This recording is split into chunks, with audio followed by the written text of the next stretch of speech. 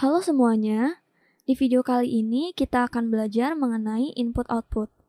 Di sini project yang kita gunakan masih sama ya, kita teruskan project yang mini bioskop CS. Lalu kalau teman-teman perhatiin, di sini sudah ada beberapa kode tambahan dibandingkan yang kita pelajari di video yang sebelumnya. Nah, kalau sebelumnya itu kita belajar mengenai menampilkan output sederhana menggunakan system.out.println dan system.out.print. Kalau di sini kita akan belajar mengenai input-output. Makanya di sini sudah ada beberapa kode tambahan dan kita akan bahas satu-satu. Yang pertama, kalau teman-teman mau membuat sebuah program Java yang bisa menerima inputan dari user, jadi nanti programnya itu bisa diinput sama user, yang pertama kali harus teman-teman lakuin adalah harus mengimport kelas scanner. Taruh di paling atas. Caranya itu import java.util.scanner. Nah, ini berarti teman-teman udah import kelas scannernya. Lalu jangan lupa untuk Java, setiap barisnya itu harus diakhiri dengan titik koma. Kalau enggak nanti dia error. Selanjutnya, setelah teman-teman mengimport kelas scanner, maka teman-teman harus membuat objek scannernya. Caranya itu adalah scanner, lalu scan di sini bisa teman-teman ganti namanya sesuai dengan yang teman-teman mau. Kalau teman-teman mau tulis nama objeknya itu adalah scanner, ini juga boleh, nggak apa-apa. Nah, kalau di sini saya kasih nama objeknya itu adalah scan, lalu sama dengan new scanner. Jadi kalau kita mau membuat objek di Java itu kita pakai key new. Itu. Jadi ada new scanner lalu dalam kurung system.in. Di sini berarti kita sudah membuat objek scannernya. Selanjutnya di sini ada membuat variabel. Untuk tipe data dan variabel kita akan pelajari di video selanjutnya, tapi di sini saya bahas sedikit dulu. Di sini kita punya dua variabel. Nama variabelnya itu ada choose dan term name. Lalu di depannya ini int dan string adalah tipe data. Jadi di sini kita nantinya akan membuat dua buah penampung. Yang penampung ini dibuat untuk menampung inputan dari user. Jadi yang pertama user itu bisa menginput dalam bentuk angka. Jadi kalau int itu isinya itu angka. Lalu nanti user juga bisa menginput dalam bentuk teks atau tulisan. Maka di sini kita pakai string. Gitu. Lalu ini ada kode yang kemarin sudah kita buat. Lalu teman-teman kalau nggak mau ditampilin bisa di komen. Nah, cara komen itu ada dua. Yang pertama, teman-teman kalau mau komennya itu per baris, itu bisa diarahin ke baris yang paling depan yang teman-teman mau komen. Lalu ketik aja / 2 kali, garis miring. Nah, kalau udah hijau kayak gini berarti sudah dikomen dan kalau kita jalankan, maka nggak akan muncul yang system.out.println hello ini. Tapi kalau misalkan teman-teman mau komen banyak baris, kan capek ya kalau digaris miringin satu-satu. Nah, itu caranya teman-teman tinggal blok aja baris mana yang mau teman-teman komen. Misalkan di sini saya mau komen semua baris ini. Berarti di blok. Lalu teman-teman tinggal ketik aja Ctrl Shift / secara berbarengan.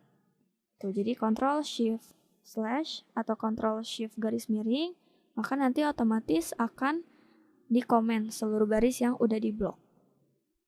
Gitu. Selanjutnya di sini kita akan menampilkan output juga ke user. Yang pertama ada bioskop 21 CS. Di sini kalau teman-teman perhatiin ada /t/t. Nah, maksudnya itu apa? Jadi fungsi dari /t/t ini adalah untuk memberikan beberapa spasi atau kalau di keyboard itu tab.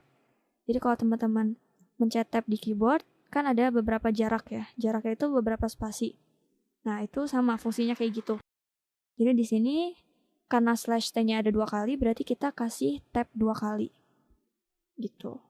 Lalu di sini ada garis-garis, kode film, nama film, harga. Lalu di sini kita kosongin dulu aja karena cuma sekedar mau tampilin output ke user.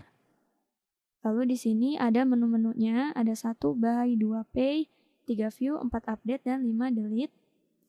Lalu di sini ada output choose.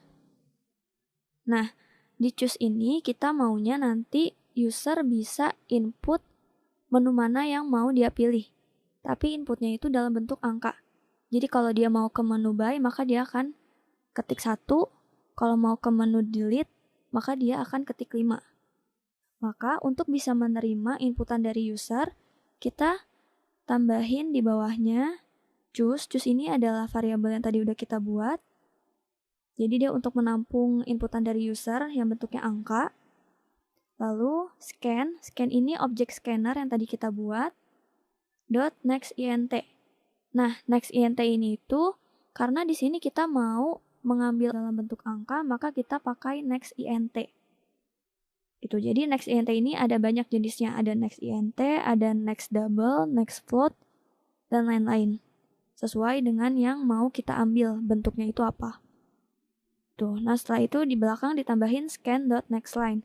Salah satu fungsi dari scan.nextLine ini supaya nanti dia bisa nge-scan baris yang selanjutnya.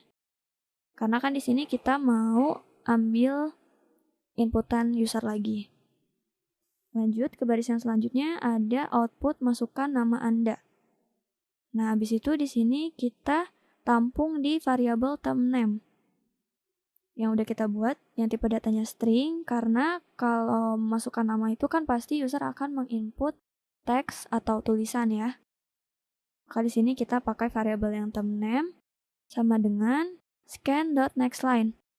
Jadi fungsi lain dari scan.nextLine ini adalah kalau teman-teman mau mengambil inputan dari user yang bentuknya teks atau tulisan, maka pakainya nextLine. Gitu. Nah, jadi beda-beda ya, nggak mesti semuanya pakai next int. Jadi sesuai dengan kebutuhan. Kita butuhnya itu untuk mengambil dalam bentuk apa? Kalau dalam bentuk angka, ya berarti kita pakai next int. Kalau bentuknya mau tulisan atau teks, kita pakai nextLine. Begitu. Nah, di sini bisa coba kita run. Nah, kalau teman-teman perhatiin, di depan tulisan Bioskop 21 CS itu ada 2 tab ya. Karena di sini kita tadi kasih /t/t. Terus di sini dimunculin kode film, nama film, dan harga sesuai yang udah kita ketik. Lalu di sini ada menu-menunya juga. Dan kalau diperhatiin, yang Hello World ini udah nggak muncul ya, karena udah kita komen. Lalu di sini, setelah choose ini kita bisa memberikan inputan. Nah, di sini aku bisa ketik angka 1, 2, 3. Misalkan di sini ketik 1. Lalu baru muncul lagi baris yang selanjutnya, yaitu output masukkan nama Anda. Di sini kita bisa kasih inputan juga. Misalkan Lala, di enter baru selesai. Karena setelah itu tidak ada lagi kode yang harus dijalankan, maka sistemnya akan selesai berjalan. Nah, di sini kalau teman-teman mau tambahin baris lagi sebelum menu buy ini bisa ya. Kita kasih aja system.out.println 1 kali. Nanti coba kita jalanin lagi. Nah, sekarang udah ada baris 1 yang kosong ini. Karena tadi kita kasih system.out.println. Selain itu, teman-teman juga bisa nampilin inputan yang sudah dimasukkan oleh user. Misalkan di sini teman-teman mau tampilin inputan choose yang udah user masukin dan nama yang udah user input.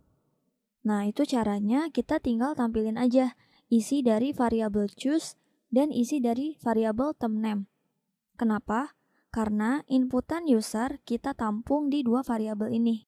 Makanya tinggal kita tampilin aja variabel choose dan termName-nya. Jadi misalkan di sini kita bikin sysout lagi.